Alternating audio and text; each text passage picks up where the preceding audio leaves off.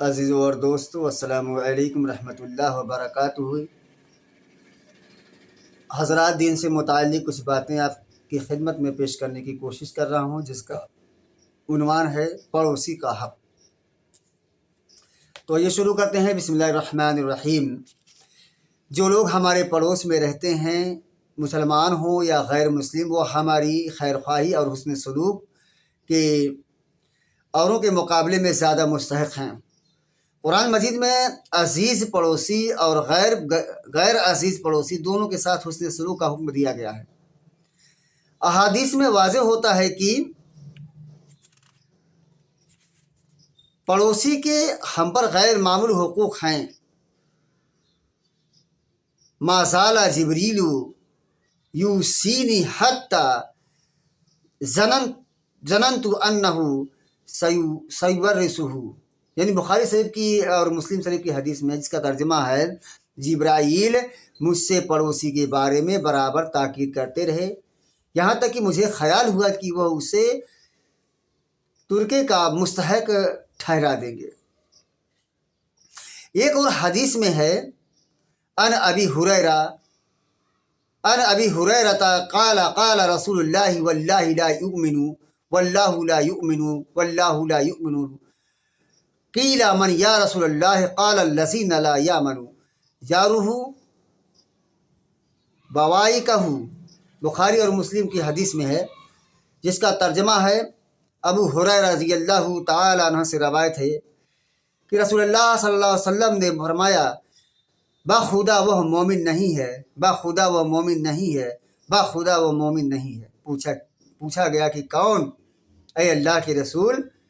فرمایا، جس کا پڑوسی اس کے شر سے محفوظ نہ ہو، وہ مومن نہیں ہے۔ تو اسے صاف ثابت ہوتا ہے کہ اگر ہمارا پڑوسی غیر مسلم ہے یا مسلم ہے، کوئی بھی ہو، اس کے ساتھ ہمیں اچھا سلوک کرنا چاہیے۔ اگر ہم اس کے ساتھ اچھا سلوک، اچھا برتاؤ، اچھا تعلق نہیں رکھتے تو ہم مومن نہیں کہلائیں گے۔ جب حدیث پاک میں لکھا ہے، بار بار اس کا ترجمہ میں نے کہا کہ رسول اللہ صلی اللہ علیہ وسلم نے فرمایا کہ باخدا وہ مومن نہیں ہے، باخدا وہ مومن نہیں ہے، باخدا وہ مومن نہیں ہے، 3 بار اللہ نے کہا۔ تو پوچھا گیا کون؟ تو اللہ کے رسول نے فرمایا، جس کا پڑوسی اس کے شر سے، اس کی شر سے، اس کے ظلم سے محفوظ نہ ہو، اس کی شرارتوں سے محفوظ نہ ہو۔ اب آئیے اس کے بعد ماں باپ کے حقوق کے بارے میں ہے۔ انسانوں میں انسان پر سب سے زیادہ حقوق اس کے ماں باپ کے ہیں۔ قرآن و حدیث میں ماں باپ سے حسن سلوک کی بار بار تاکید کی گئی۔ ارشاد ہوتا ہے، وَقَضَىٰ رَبُّكُمْ أَلَّا تَعْبُدُوا إِلَّا إِيَّاهُ وَبِالْوَالِدَيْنِ إِحْسَانًا إِمَّا يَبْلُغَنَّ عِندَكَ الْكِبَرَ أَحَدُهُمَا أَوْ كِلَاهُمَا فَلَا تَقُل لَّهُمَا اُفٍّ وَلَا تَنْهَرْهُمَا وَقُل لَّهُمَا قَوْلًا كَرِيمًا وَاخْفِضْ لَهُمَا جَنَاحَ الذُّلِّ مِنَ الرَّحْمَةِ وَقُل رَّبِّ ارْحَمْهُمَا كَمَا رَبَّيَانِي صَغِيرًا۔ یہ بنی اسرائیل میں ہے۔ اور تمہارے رب نے فیصلہ فرما دیا کہ اس کے سوا کسی کی بندگی نہ کرو اور والدین سے حسن سلوک کرو۔ تمہارے یہاں اور دونوں یا ان میں کوئی ایک بڑھاپے کی عمر کو پہنچ جائے تو انہیں ناگوار بات نہ کہو، انہیں جھڑکو بلکہ ان سے شریفانہ بات کرو۔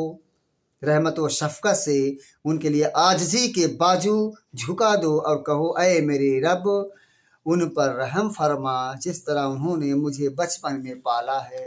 یعنی اپنے ماں باپ کے لیے بھی دعا کرنی چاہیے، بزرگی میں بھی دعا کرنا چاہیے۔ ماں باپ اگر بزرگ ہو گئے ہیں تو انہیں جھڑکنا نہیں چاہیے، ان کے سامنے محبت سے پیش آنا چاہیے، ادب سے پیش آنا چاہیے اور اللہ سے ان کے لیے دعا بھی کرنی چاہیے۔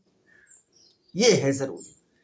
اکثر و بیشتر تو جہاں پر میں دیکھتا ہوں، خاص کئی جگہ پہ میں نے دیکھا جہاں پر دین کا علم بہت کم ہے، جن گھروں میں، وہاں پر بزرگوں کو جھٹکار دیتے ہیں، دھکار دیتے ہیں، ڈانٹ دیتے ہیں، پھٹکار دیتے ہیں، پانی نہیں دیتے، وقت پر کھانا نہیں دیتے، تمام چیزیں میں نے دیکھا ہے اپنی آنکھوں سے، معاذاللہ، اللہ تبارک تعالیٰ انہیں ہدایت عطا فرمائے، ایسا نہ کرے بزرگوں کے ساتھ۔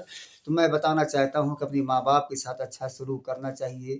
اگر ماں باپ بزرگ ہیں تو ان کو اچھی طریقے سے دیکھ بھال کرنی چاہیے، ان کے سامنے تند آوازیں، تیز آواز میں باتیں نہیں کرنی چاہیے، ان سے محبت سے پیش آنے چاہیے، اور اپنی اوقات کے مطابق، اپنی بساط کے مطابق ان کی خدمت ہمیشہ کرنی چاہیے، اور ان کی ضرورتوں کو ضرور پوری کرنی چاہیے، اور ان کے حق میں بھی اللہ سے دعا کرنا چاہیے کہ اے پروردگار عالم، انہیں اسی طریقے سے تو ان کی مدد فرما جس طریقے سے میرے والدین نے میرے بچپن میں مدد فرمائی ہے۔ تو دوستوں، ماں کا حق باپ سے بھی زیادہ ہے، حدیث میں آیا ہے، کیونکہ ماں کا حق باپ سے زیادہ ہے، حدیث میں ہے، بخاری شریف کی حدیث میں ہے، جس کا ترجمہ میں بیان کر دیتا ہوں۔ ابو ہریرہ رضی اللہ تعالیٰ عنہ سے روایت ہے کہ ایک شخص نے پوچھا، اے اللہ کے رسول، میرے حسن سلوک کا سب سے زیادہ مستحق کون ہے؟ فرمایا تمہاری ماں۔ فرمایا تمہاری ماں، رسول اللہ نے فرمایا کہ تمہاری ماں، فرمایا تمہاری ماں۔ پوچھا پھر کون؟ ماں کے بعد کون؟ فرمایا تمہاری ماں۔ پوچھا پھر کون؟ رسول نے فرمایا پھر تمہاری ماں۔ پھر پوچھا کون؟ تب بتایا کہ رسول پاک نے کہ تمہارا باپ۔ یعنی ماں کا درجہ باپ کے درجے سے اس جواب کے مطابق 3 درجے بلند ہے، کیونکہ رسول پاک صلی اللہ تعالی علیہ وسلم نے ماں کے لیے 3 بار جواب دیا۔ جب مجھ سے پوچھا گیا کہ کون، تو آپ نے فرمایا تمہاری ماں۔ پھر پوچھا کون؟ پھر آپ نے فرمایا کہ تیری ماں۔ پھر آپ نے پوچھا کون؟ پھر رسول پاک صلی اللہ علیہ وسلم نے فرمایا تیری ماں۔ یعنی 3 بار آپ نے کہا ہے تیری ماں، تیری ماں، تیری ماں۔ اس کا سب سے زیادہ مستحق کون ہے؟ حسن سلوک کا سب سے زیادہ مستحق اگر کوئی ہے تو ماں۔ اس کے بعد چوتھے نمبر پہ آتا ہے ان کا ماں کا، باپ کا مرتبہ۔ ایک روایت میں ہے کہ پھر جو رشتے ہیں زیادہ قریب ہو، پھر جو زیادہ قریب ہو، اگر ماں باپ شرک یا خدا کی نافرمانی کرانا چاہیں تو ان کی بات نہیں مانی جائے گی، اس کے باوجود ان سے حسن سلوک جاری رکھا جائے گا۔ قرآن مجید میں ہے وَإِن جَاهَدَاكَ عَلَىٰ أَن تُشْرِكَ بِمَا لَيْسَ لَكَ بِهِ عِلْمٌ فَلَا تُطِعْهُمَا وَلَا صَاحِبْهُمَا فِي الدُّنْيَا مَعْرُوفًا وَاتَّبِعْ سَبِيلَ مَنْ أَنَابَ إِلَيَّ۔ سورہ لقمان کی آیت ہے، جس کا ترجمہ ہے اگر وہ ماں باپ اس بات کی کوشش کریں کہ تم میرے ساتھ ان چیزوں کو شریک ٹھہراؤ جن کے شریک ہونے کا تمہیں علم نہیں ہے، تو ان کا کہنا نہ ماننا، مگر دنیا میں ان سے شریفانہ برتاؤ رکھنا اور پیروی اس کے راستے کی کرنا جو میری طرف جھکا ہوا ہے، یعنی جو اللہ کی طرف سے جھکا ہوا ہے اس کی پیروی کرنا ہے، اور کسی کی پیروی نہیں کرنا ہے۔ وآخر الدعوانا الحمدللہ رب العالمین۔